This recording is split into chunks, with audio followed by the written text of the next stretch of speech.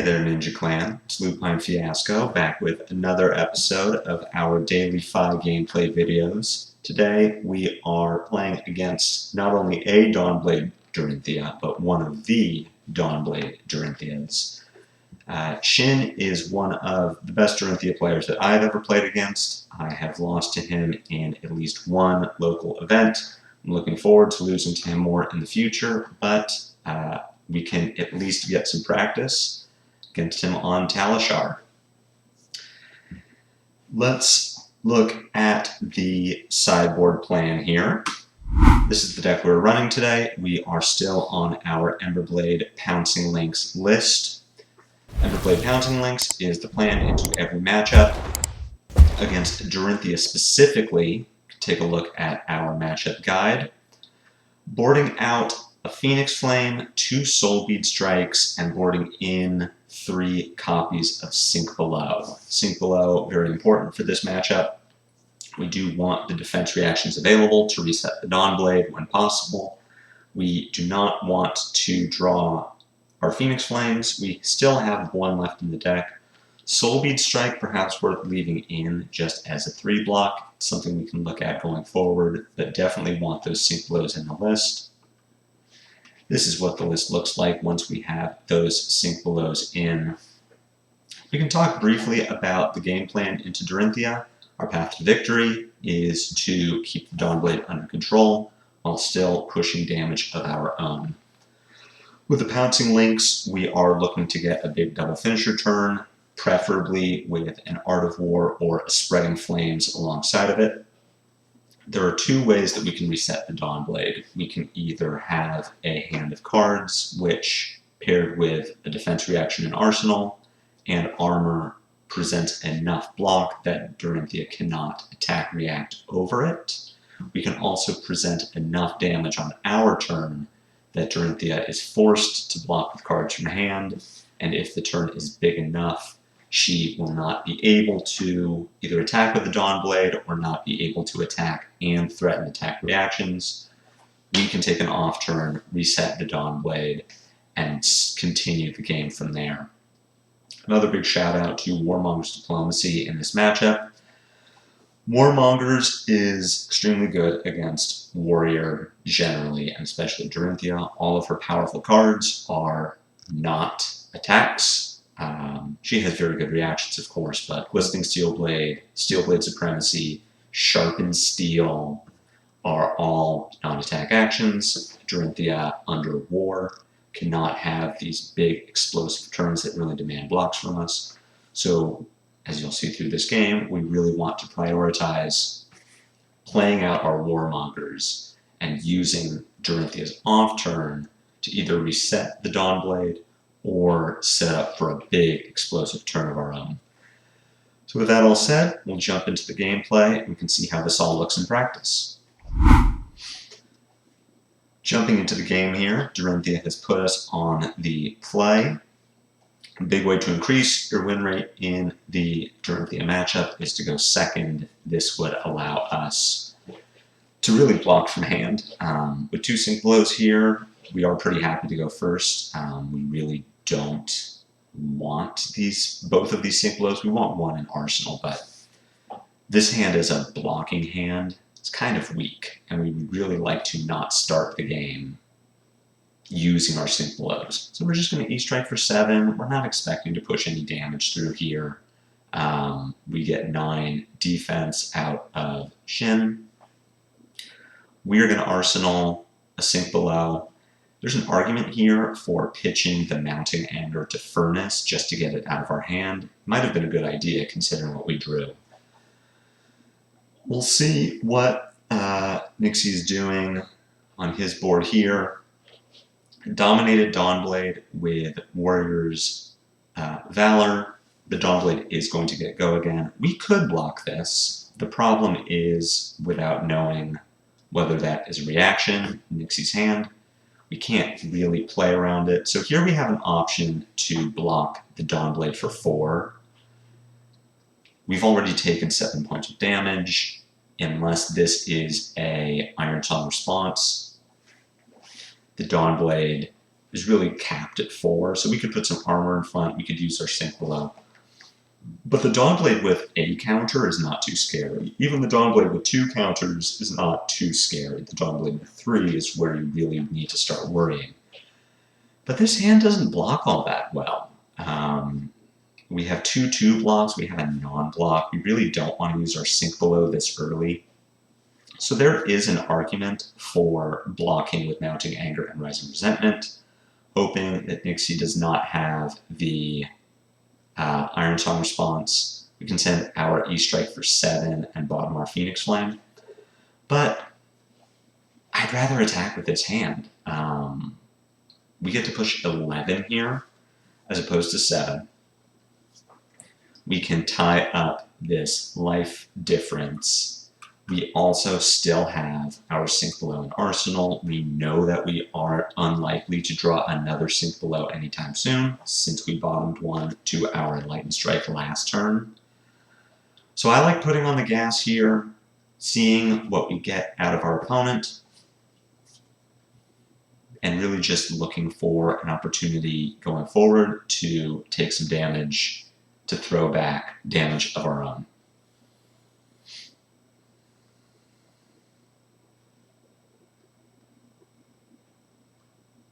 This turn plays itself out. Without a blue, we can't really get tricky here, so we are just going to throw 3, 1, 7. We get a crown out of Dorinthea, which is fine. She'll take 5 points of damage. We no longer have to worry about this crown fixing awkward hands. It does let us know that whatever's in Dorinthea's arsenal is something that Nixie wants. Dorinthea plays the Glistening Steel Blade, attacks with Dawnblade. So now we need to do some math. We have cards in our hand that block. We have a Sink Below in arsenal. We do not want to let this glistening turn happen unimpeded. Dorinthea is at high enough life that we can't just kill her. We don't have an Art of War. We don't have anything that makes us think this is the turn to just take damage and then we'll crack back with something harder. So we need to block. Which means that we need to calculate the most that Dorinthea can have available. What is the absolute worst case scenario for us? The absolute worst case scenario for us is Twinning Blade, but we don't play around Twinning Blade ever, because Twinning Blade completely changes the math in a way that is not productive for taking our turn. So ignoring Twinning Blade, let's think about a Singing Steel Blade turn and what that looks like. Dorinthea has no resources floating, and will need at least 1 to attack with the Dawnblade. Courage was not used. So we can pretty safely assume one of these cards is a blue, which will fuel the rest of the turn. If these 2 cards are 1-cost attack reactions, the most they will buff the attack is by 3. Puncture makes it 4, but we might not block with armor. Singing Steel Blade changes the math a bit.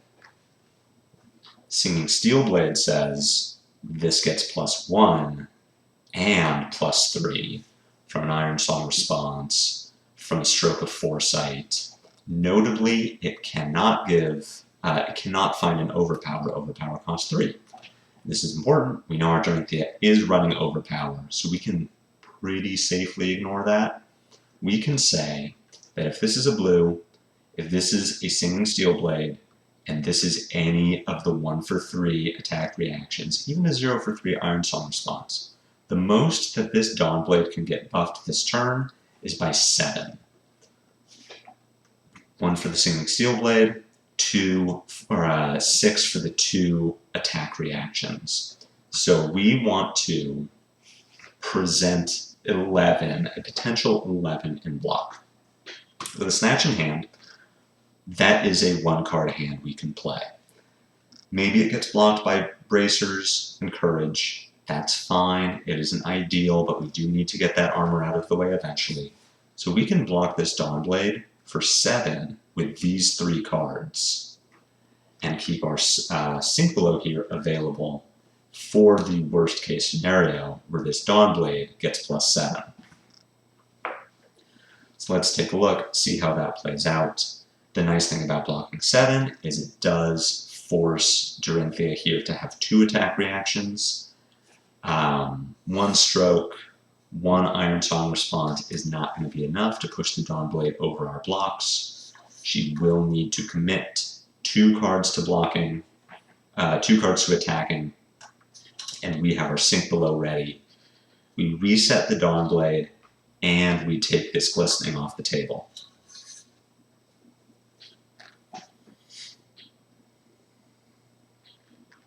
We've presented our 7 blocks.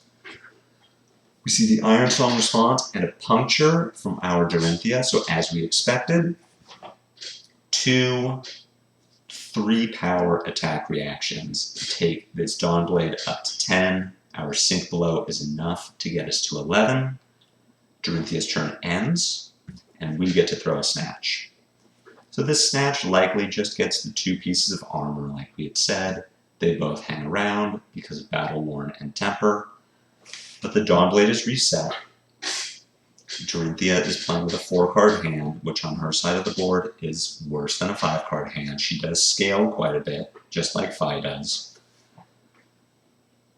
And with no counters on the Dawnblade, unless we're looking at another Glistening turn here, we're happy to take this damage. Steelblade Supremacy plus Warrior's Valor brings the Dawnblade up to 7. We don't really want to take this damage, but the Dawnblade has no counters. We have a Warmonger's Diplomacy, which we are going to play on our next turn. So regardless of what happens, we need to keep this Warmonger's. What we likely want to do here with Dorinthea having no resources, 1 card in hand, and a Warrior's Valor buff that is going to fall off on the next attack, we will take this damage, take the 7, Dorinthea draws her card, pitches it to attack with Dawnblade again, and we will block that attack, because that attack comes in for 5, and we can block with Soul Bead Strikes and Furnace to block 8. We'll play our Warmongers, we will arsenal our Blaze Headlong. We set up our 5-card turn. Dorinthea does not get to take a big turn of her own because of the Warmongers. She might be able to push some damage. She might have enough reactions to do quite a bit. But, ooh, okay.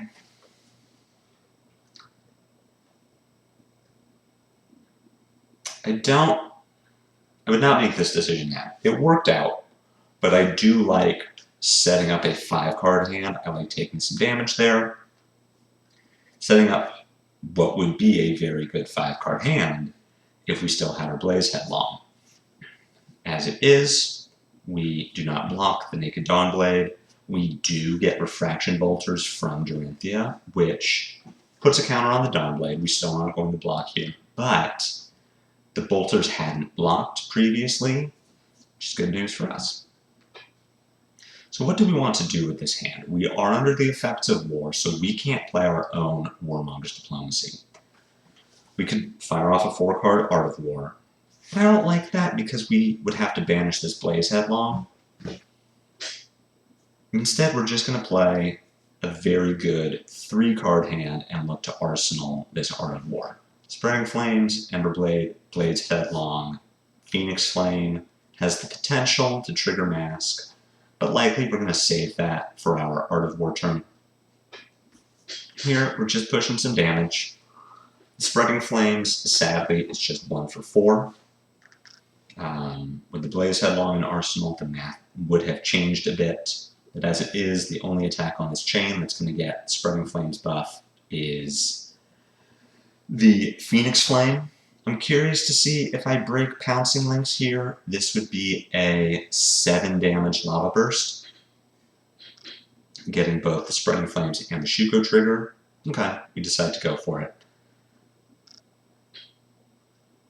Do we decide to go for it?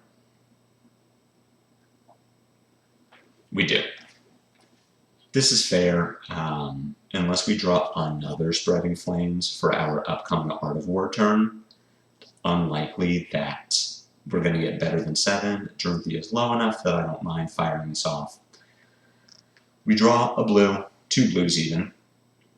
We have our Art of War. Pretty easy turn from the Dorinthea, thankfully, but we are going to fire this off. So, without a Pouncing Lynx available, this Snapdragon can be used on the next best option, which is likely going to be Snatch or Enlightened Strike. We can lead with the Snatch here if we want to bait blocks from Dorinthea before firing off the rest of our turn. We can also lead with the Mounting Anger, which could also bait blocks, but if the Mounting Anger hits, now Snatch cannot be blocked by card from hand and 2 pieces of armor. It's kind of up in the air. Without the ability to click on my discard pile in this replay, I can't tell if I have 1 or 2 Phoenix Flames available. I believe I have 2, and with 2 Phoenix Flames in graveyard, picking one up, then bottoming it to Enlightened Strike becomes a lot better. We'll let this turn play out. I just want to see if I have multiple Phoenix Flames in the yard. If not, on its face, I like leading with Mounting Anger here to try and push the Snatch over the top. Getting a Courage block from Dorinthea is a big plus for us if it does so happen to work out that way. So what we can do with this turn, we send the Brand, we send the Snatch. Snatch gets the Snapdragon activation. Brand turns Snatch into a Draconic Link, so we will be able to activate FaB. Whether the Snatch does or doesn't hit can really alter the course of our turn here. But we'll see what happens with the Snatch. We could either get 2 cards in hand, a card plus armor. The Snatch could hit if Shin thinks that he's got something cooking. With a 3-card hand and Courage, instead we get the remaining 2 pieces of armor and a Singing Steel Blade. It's a big pickup for us. We'll activate our FaB. We do have 2 Phoenix Flames, so we can follow up with Enlightened Strike, draw a card, bottom our Phoenix Flame, push 6 points of damage. We get a Draconic Starter for the arsenal, and draw into another Art of War. Dawnblade coming in for 4 with no follow-up. This is Naked Dawnblade, so we have an option to reset it here. Let's think about what we can do with this hand with a starter in Arsenal. We can play this Art of War, but without a blue to pay for it. I don't love that option. We can also use the Art of War to pay for Emberblade. We send Ronin for 3, Double Strike for 6, Ravenous Rabble for 10, Emberblade for 13, Lava Burst for 18 damage, and with 3 Draconic Links at the chain, we can pick up and arsenal our Phoenix Flame. We also have the option to play our Art of War. We don't have a blue, but we can pitch a Rabble, banish a Lava Burst. Double Strike is 5 damage. This Ronin is 5 damage as well, so we've got 10 on the board, plus whatever 2 cards we draw. The math doesn't quite check out. I like taking this Dawnblade damage, using our Art of War to pay for the Emberblade, and just sending 18 points of damage. We get 4 cards from Dorinthea's hand to not be dead. Put Dorinthea significantly on the back foot, and we have our own 4-card hands to push that extra damage for the kill.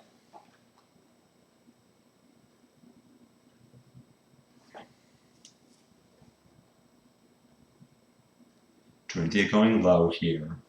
A 5-card hand with a Dawnblade counter. Shin is looking to go big here. We do get an Iron Out Song response. We're going to get a block on this Emberblade as well.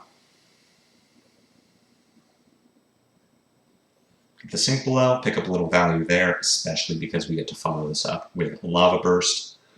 Unless there's another defense reaction, we get 2 cards. The blue pummel, it's the Shin special. Strip the hand, we get to arsenal this Phoenix Flame. The Dawnblade resets, and we draw what is probably the worst series of cards we could draw for this situation. We don't have a Phoenix Flame in the discard, so these Rise from the Ashes are just 0 for 3s. That's going to be good enough with us still having Shuko available. This first Phoenix Flame is going to come for 3. We'll close the chain. The second Phoenix Flame comes for 4, thanks to our Shuko. And we can follow this up with a Command and Conquer. Again, we strip the hand. We punish any kind of Sink Below, Steel Blade Shunt that Shin is holding on to. We're going to see how that works out for us. Able to block out the 6, but we leech 1 point of damage. Put Shin down to 1. Here, a bit of an awkward draw with us having no starter. We can turn this Stab Wound into a Phoenix Flame, which is what we're going to have to do. Send Phoenix Flame for 0, Blaze Headlong for 4, Soul Bead Strike for 4. Neither of these is going to win the game. This will get blocked by 2 cards. This will get blocked by 2 cards. We arsenal a Lava Burst and set up for a 5-card hand. With only 1 Phoenix Flame in our discard, we could have done this on our turn as well, but it's just a good habit to get into. If you need to activate FaB in order to start your turn, do it on your opponent's turn, because if we did have 2 Phoenix Flames in our graveyard, now it's relevant. We would want to do FaB on our turn as well. And FaB is a once per turn activation, so get used to FaB on your opponent's turn. We don't get the action point, we arsenal our Lava Burst, and now we have the cards in hand to win the game. We can put 4 links on the chain in order to get our Rupture. We would even be able to keep hold of a Sink Below, however we are going to pitch that in order to pick up our Phoenix Flame, just to really make sure we put the nail in the coffin in case of any Steel Blade Shunt shenanigans. But overall, this was a really good game from our side of the table. A well-timed Warmonger's Diplomacy to shut down potential Dorinthea aggression. You got to see what the math looks like when we are faced with a big listening turn. Steel Blade Supremacy turn is the same thing. You're doing your math based on the worst possible outcome and deciding from there if you want to commit to blocks. And if it's the worst possible outcome, are your blocks enough? Well, what if it isn't the worst? What if they don't have the Iron Song response? So now we're only looking at 1 attack reaction. Can you commit to blocking that? You are going to run into situations over the course of your Dorinthea games where you just can't play for the worst possible outcome because you wouldn't be able to win the game at that point, where you need to say, okay, this is how I'm blocking. If they don't have the Iron Song response, I win. If they do have the Iron Song response, I lose. But I can't commit to blocking. I can't commit to stopping 12 damage, or else I don't get to win on my turn. I can commit to stopping 9. Sometimes that is the math you have to do, but your Sink Belows, leveraging your armor, and leveraging your 3 blocks is going to be very helpful. If your turn cannot be aggressive, it likely can be very defensive. A lot of the cards in our deck without Natural Go Again are 3 blocks. Sometimes you have a Warmongers there to forcibly take tempo back after you've really just been smacked down. And that's the matchup. If you have any questions about this matchup, please put something in the comments section below. Like this video if you liked it. Subscribe if you want more content like this. If you want my videos to pop up on your feed. I would very much appreciate that. If you have any questions, any misplays you saw, other matchups you want me to seek out on Talishar, let me know in the comments. I'm happy to do so. Let me know how you like the edits in these videos now. We've got an intro, we do some swapping between FaB and Talishar. How do you like the new sideboard presentation versus doing it through the Talishar client? Trying some things out, trying to make these videos look a little bit nicer for you all. So if you have any comments or suggestions, let me know. Otherwise, I will see you all tomorrow. Have a great one.